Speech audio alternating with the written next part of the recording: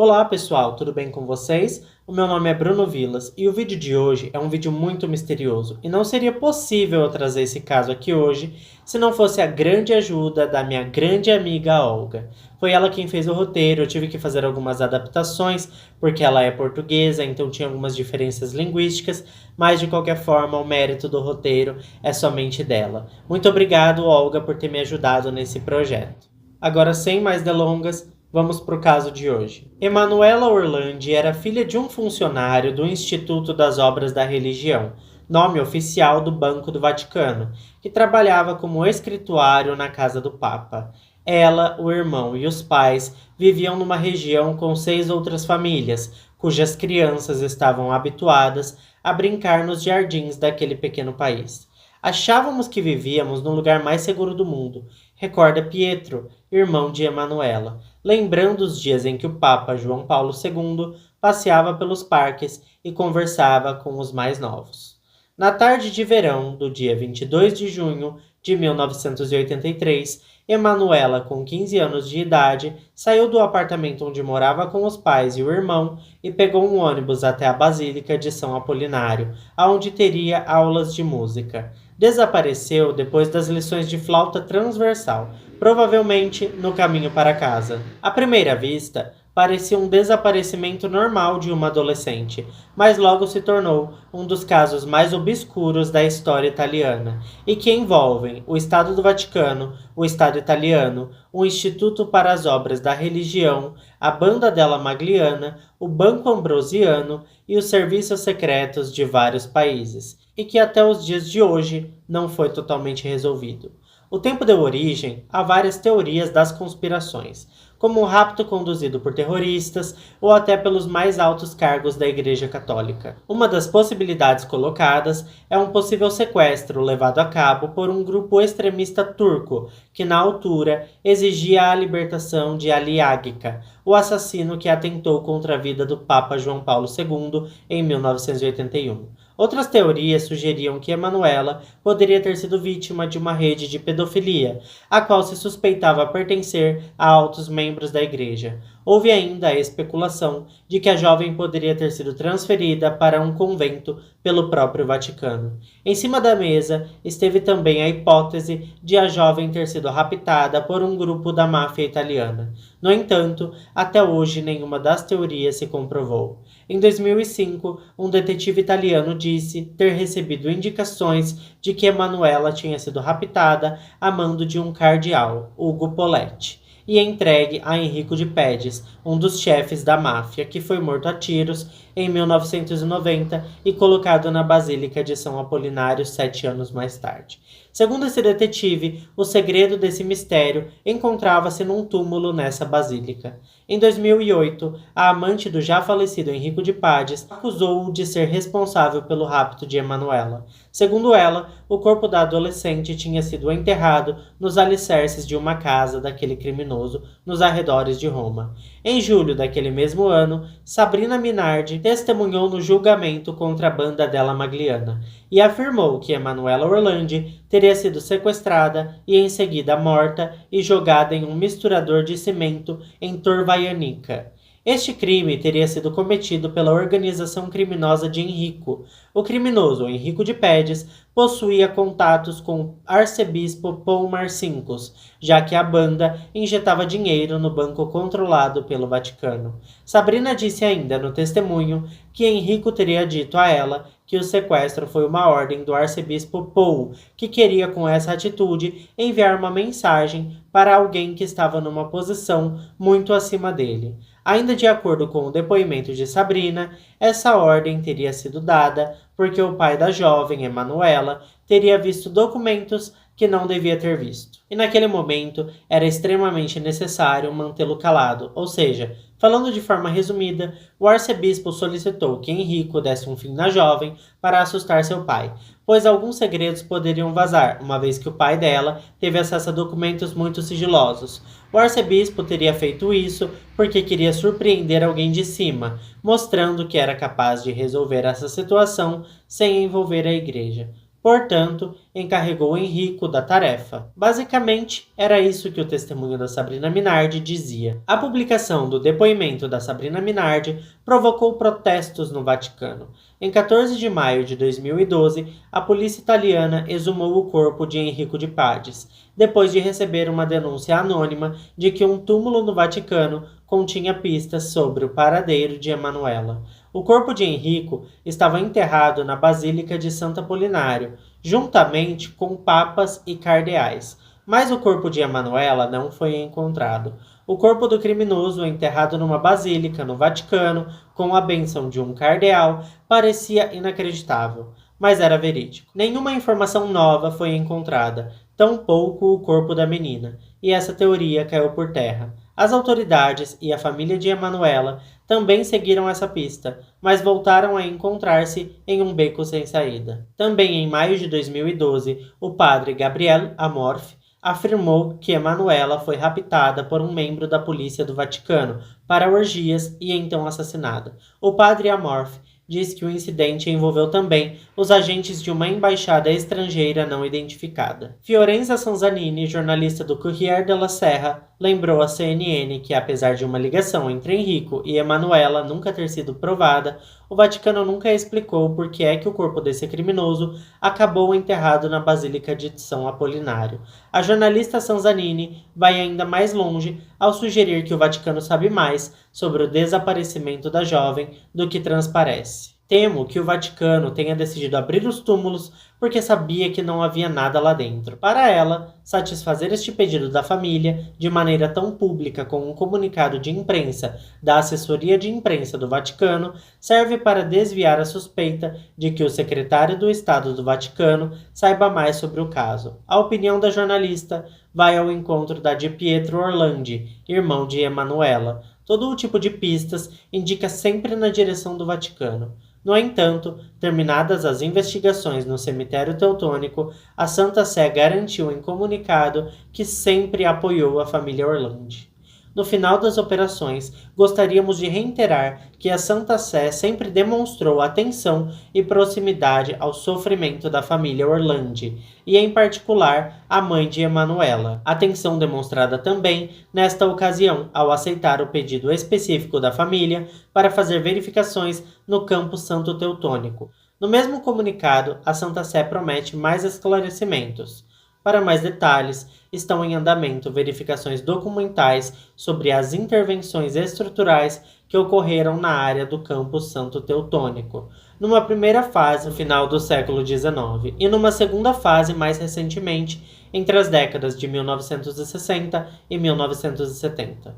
No ano de 2018, foram encontrados restos mortais numa propriedade do Vaticano em Roma e especulou-se que podiam pertencer à jovem de 15 anos desaparecida nos anos 80, mas a teoria foi abandonada quando, por comparação, se percebeu que o DNA desse cadáver não coincidia com a informação genética de Emanuela. No ano de 2019, a família Orlandi recebeu uma denúncia anônima informando onde os restos de Emanuela estavam. A carta incluía uma imagem com a frase "Procurem onde o anjo indica" e apontava para dentro do cemitério teutônico, situado no Vaticano. Após uma investigação minuciosa, descobriram que as localizações apresentadas na carta eram as sepulturas de duas princesas mortas no século XIX. No entanto, ao abrirem os túmulos da princesa Sofia e da princesa Carlota Frederica de Mecklemburgo, descobriram que os túmulos estavam completamente vazios. Os corpos haviam sido removidos do cemitério durante uma reforma, o que impossibilitou achar pistas sobre Emanuela. Essa era mais uma pista de onde nada resultou. A disponibilidade da Santa Sé para com a família de Emanuela Orlandi, demonstrada desde o início, quando aceitou o pedido de investigações no campo Santo Teutônico, mesmo com base numa denúncia anônima, foi ampla. Assim, as interrogações ao redor do paradeiro de Emanuela aumentaram ainda mais. Ninguém sabia onde ela estava, nem onde estariam os restos mortais das princesas alemãs que deveriam estar enterrados naqueles túmulos, tal como afirmou a Santa Sé em comunicado. Segundo declarações de Pietro Orlandi, irmão de Emanuela Orlandi, os funcionários tiraram a laje do primeiro túmulo, cavaram cerca de 30 centímetros e descobriram que havia um caixão por baixo, mas incrivelmente este caixão estava vazio. Depois passamos para o segundo túmulo, um sarcófago para o qual apenas a lápide precisava ser levantada, mas mesmo este completamente vazio. Pietro Orlandi está há 38 anos tentando encontrar a irmã. Não esconde a decepção que sentiu naquele dia. Ele disse que recebeu relatórios detalhados, não apenas os dados contidos na carta anônima, como também foi informado de que, tal como o local de enterro de Emanuela, haviam pistas dentro do Vaticano. Antes ainda de serem levantadas as lápides das princesas, eram 8h15 em horário de Roma, quando o reitor do colégio teutônico rezou uma oração pelas duas princesas que deveriam estar ali sepultadas. Só depois é que os funcionários começaram a desenterrar os túmulos, numa operação que durou 4 horas e que necessitou do esforço de 15 funcionários da fábrica de São Pedro e um especialista contratado pela família Orlandi, e ainda do promotor de justiça do Vaticano, e por fim, do comandante da guarda do Vaticano. Porém, no fim de 4 horas, não só as respostas não surgiram, como as perguntas ainda se intensificaram. Nada naquele local parecia ter pistas sobre o paradeiro de Emanuela Orlandi. Mas ainda existia um outro problema. Os restos mortais de Sophie e de Carlota Frederica de Mecklenburgo tinham desaparecido sem deixar rastros. Em entrevista à Vatican News, Giovanni Arcudi, o especialista em antropologia forense, responsável pela análise dos restos mortais e do DNA que seriam encontrados nos túmulos, explicou que a princesa Sophie morreu em 1836 e a princesa Carlota 4 anos mais tarde. Nenhuma delas foi encontrada no túmulo. Mas por que razão não está essas duas princesas nos seus túmulos, onde foram sepultadas no século XIX? Esse mistério não foi desvendado até hoje. O anjo da fotografia da carta anônima recebida pelo irmão de Emanuela Orlandi apontava para um cemitério na vizinhança da Basílica de São Pedro, bem escondido do olhar das pessoas por 4 muros muito altos e portões de ferro. É ali onde são enterrados os católicos alemães no Vaticano e onde foram exumados os 2 túmulos de 2 princesas alemãs, para onde a estátua do anjo aponta. Em entrevista ao canal CNN, a família Orlandi disse que esta foi a primeira vez que o Vaticano colaborava ativamente com as investigações sobre o desaparecimento da jovem, desde 1983.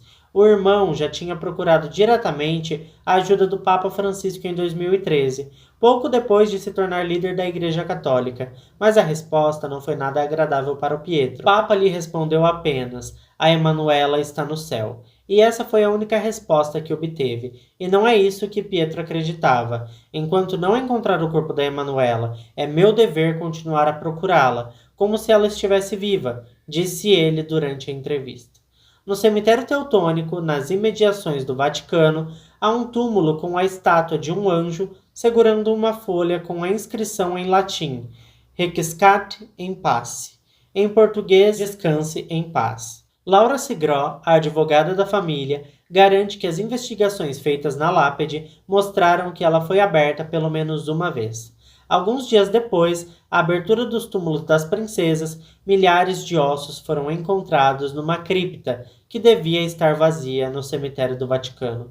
A investigação descobriu 2 ossários com restos mortais de dezenas de pessoas debaixo do chão, dentro do cemitério, e assim uma nova linha de investigação surgiu com a descoberta desses restos mortais.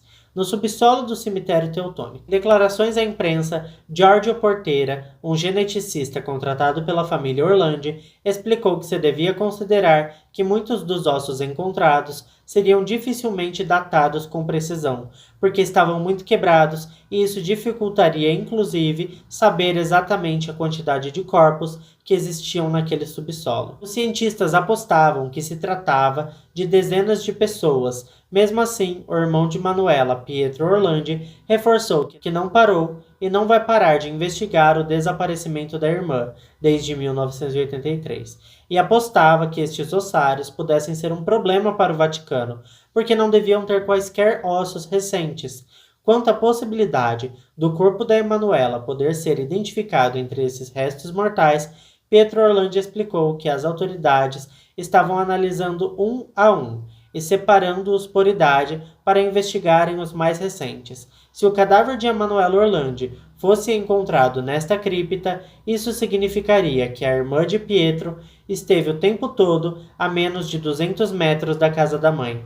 Para Pietro, isso seria perturbador, pois pensar que ela poderia ter ficado enterrada naquele ossário todos aqueles anos, a apenas 200 metros da casa de sua família, seria devastador. No entanto, Pietro pediu uma investigação independente para que se descobrisse a origem daqueles ossos, pois o Vaticano não queria isso e não queria ser visto dessa maneira. Contudo, o Vaticano, no processo de 30 de abril de 2020, às 10h30 do horário de Roma, arquivou o processo de investigação judicial dos supostos restos mortais de Emanuela Orlandi, depois de terem sido procurados no verão anterior em 2 túmulos no cemitério teutônico, localizado dentro da cidade do Estado do Vaticano. Segundo informou a sala de imprensa da Santa Sé, nesse fatídico 30 de abril, o procedimento relativo à suposta sepultura no Vaticano, junto ao cemitério teutônico dos restos de Emanuela Orlandi, foi arquivado pelo juiz único do Estado da Cidade do Vaticano, que acolheu integralmente o pedido da Promotoria de Justiça. O processo judicial teria sido aberto pelo promotor de justiça Gian Piero Milano e pelo vice-promotor Alessandro Didi, após a denúncia dos familiares da jovem desaparecida em 1983. Naquela ocasião, a decisão do promotor de justiça foi lacrar imediatamente os 2 ossuários e realizar novas verificações num espaço subterrâneo dentro do cemitério de milhares de fragmentos de ossos de diferentes períodos, descreve a nota vaticana. Além disso, o Vaticano explicou que os testes realizados pelos especialistas e na presença dos consultores da família Orlandi concluíram que os fragmentos encontrados são datados a uma época anterior ao desaparecimento da jovem Emanuela, uma vez que os mais recentes remontam a 100 anos. Nesse sentido, a Sala da Imprensa de Santa Sé afirmou que por isso foi feito o pedido de arquivamento que concluiu ser mais um dos capítulos tristes dessa triste história do desaparecimento desta jovem italiana. Por fim, a Santa Sé lembrou que, face a este caso, as autoridades vaticanas ofereceram desde o início a mais ampla colaboração e que, com esse espírito, o procedimento de arquivamento deixa à família Orlandi a possibilidade de proceder de maneira privada a outras adicionais verificações e investigações sobre alguns fragmentos já encontrados e protegidos em recipientes selados junto da Procuradoria do Vaticano. Se estiver viva, Emanuela Orlandi tem 53 anos. Talvez existam católicos que rezem pedindo um milagre do seu aparecimento, viva e com saúde. A sua família não a esquece e ainda a procura, bem como o resto do mundo que não esquece nem perdoa esta falha grave do Vaticano. Provavelmente você já devia ter ouvido falar sobre esse caso, talvez não com tantos detalhes, nem eu sabia tantos detalhes, por isso que foi tão importante a minha amiga Olga ter feito esse roteiro para mim. Como ela tá ali do ladinho, né, porque de Lisboa para o Vaticano é pertinho, Portugal, Itália, tudo junto na Europa, então ela tinha muitas informações porque ela sempre assistiu muitos documentários sobre o caso na TV portuguesa. Bom, pessoal, esse foi o vídeo de hoje. Eu espero que vocês tenham gostado. Eu fico por aqui e até o próximo vídeo.